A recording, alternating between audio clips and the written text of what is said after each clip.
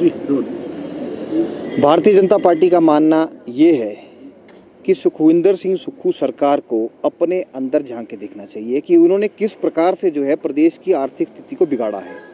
बार बार ये झूठे आरोप लेकर जनता को गुमराह करने का प्रयास कर रहे हैं। आज से पहले भी जौन सी भी सरकार आई है, चाहे बीजेपी सरकार आई कांग्रेस सरकार के बाद, पहले तो वीरभद्र सरकार ने 50,000 करोड़ का लोन जो है वो हिमाचल प्रदेश पे छोड़ रखा था।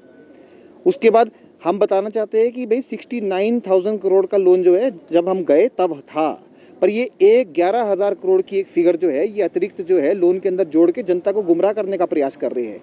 कोई सी भी सरकार आई है तो उन्होंने टीए डीए पेंशन किस्त जितने भी भुगतान है वो लाइबिलिटी सरकार को उठानी पड़ती है, अपना दायित्व निभाना पड़ता है, पर इन्होंने नहीं किया। ये केवल मात्र जो है ये छल कपट की राजनीति कर रहे हैं। अब देखिए 620 से अतिरिक्त संस्थान बंद हो चुके हैं और 300 से अतिरिक्त स्कूल जो है ये बंद करने की बात कर रहे हैं।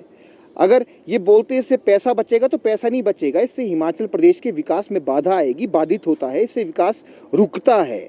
और विकास पे तो इन्होंने प्रहार करने की रणनीति तो पहले ही बना रखी है। विकास की जो विधायक निधि है उसकी आखिरी किस्त ये सरकार रिलीज नहीं कर रही है। जनवरी के पहले हफ्ते में ये किस्त रिलीज हो जानी चाहिए थी और अब फरवरी आ गया है। इस किस्त से बहुत काम होते हैं, रोड बनते हैं, लिंक रोड बनते हैं, रोडों की मरम्मत होती है, कम्युनिटी हॉल बनते हैं, बहुत चीज़ें होती है, इनको ध्यान रखना चाहिए। विधायक निधि बड़ी इंपॉर्टेंट है।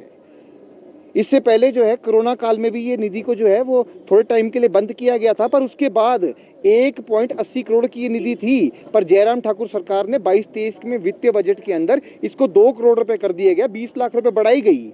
और जब तक हम सत्ता में थे जयराम ठाकुर सरकार ने 1.5 करोड़ की निधि जो है वो अपने योजना विभाग के माध्यम से जो है उपायुक्त कार्य में विकास निधि को पहुंचाया था, पर अब 50 लाख रुपए अभी भी पेंडिंग है। इनको समझना चाहिए, ये जल्दी से जल्दी रिलीज करे भारतीय जनता पार्टी की डिमांड। आप देखिए किस प्रकार से जो है ये कांग्रेस की सरकार केवल गुमराह करने का प्रयास करती है जनता को। अब ये कह रहे हैं कि श्रीलंका जैसे हालत हिमाचल प्रदेश में उत्पन्न हो रहे हैं, तो हम पूछना चाहते हैं क्यों उत्पन्न हो रहे हैं। 2012 से लेकर 17 तक हिमाचल तो शिखर की ओर बढ़ रहा था। अब 2022 में जैसी ही कांग्रेस की सरकार आई तो हिमाचल श्रीलंका की ओर बढ़ रहा है। श्रीलंका की ओर क्यों बढ़ रहा है? क्योंकि ऐसी गारंटियां आपने 10 गारंटियां जो है जनता को बीच में आपने रख दी है कि आपको ही पता है कि इसको पूरा करते करते हिमाचल की वित्तीय स्थिति बिगड़ेगी।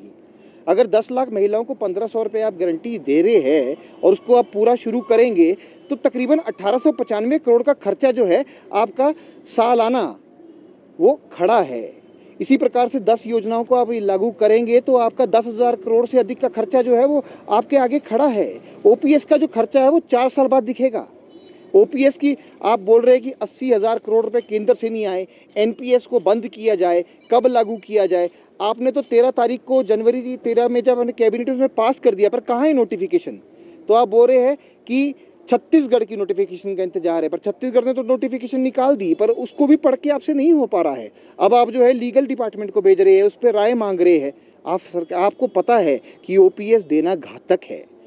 आर्थिक सलाहकार कौन है आपका वो हमें नहीं पता। हम आपका अर्थशास्त्री से पूछना चाहते हैं कि कहाँ का ये सरकार का एक नई रीत शुरू होगी है कि लोन के अंदर खर्चों को जोड़ के जनता के आगे बताना कि इतना लोन सरकार के ऊपर है। ऐसा नहीं है, लोन अलग होता है, लाइबिलिटीज़ अलग होती है और सभी सरकार को लाइबिलिटीज़ देने की दायित्व का निर्वहन करना चाहिए, उससे दौड़ना नहीं चाहिए। आप दौड़ने का प्रयास कर रहे हैं। आप बोल रहे हैं 4 साल लगेंगे ऐसी स्थिति से निकलने के लिए, तो 4 साल बाद तो सरकार का रुखसत होने का समय आ जाएगा। जनता तो इंतजार कर रही है गारंटियों की भी और इंतजार कर रही है आपके जाने का भी।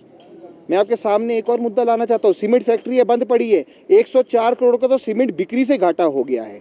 प्रति माह जो है उसके अंदर 100 कुछ करोड़ का तो घाटा आपको जीएसटी और आपको जो रिसोर्सेज से आपको जो मिलता था उससे, डीजल के ऊपर वो सारा वैट का एकत्रीकरण, उसमें घाटा हुआ है। बहुत चीज़ों में घाटा हो रहा है। आपसे तो उसमें मध्यस्थता नहीं हो पा रही है। कभी बैठक में आप आते हैं 4 घंटे आपके सीमेंट के फैक्ट्री के जो आपके ट्रक ऑपरेटर्स हैं उनका इंतजार करते हैं, आप 5 मिनट का समय दे के चले जाते हैं, तो क्या बीतरी होगी उन लोगों के ऊपर? ये ज्वलंत मुद्दे हैं प्रदेश के, इसको सरकार को जो है आपातकालीन परिस्थितियों की तरह इनको डील करना चाहिए और जल्दी से जल्दी इनका समाधान निकालना चाहिए।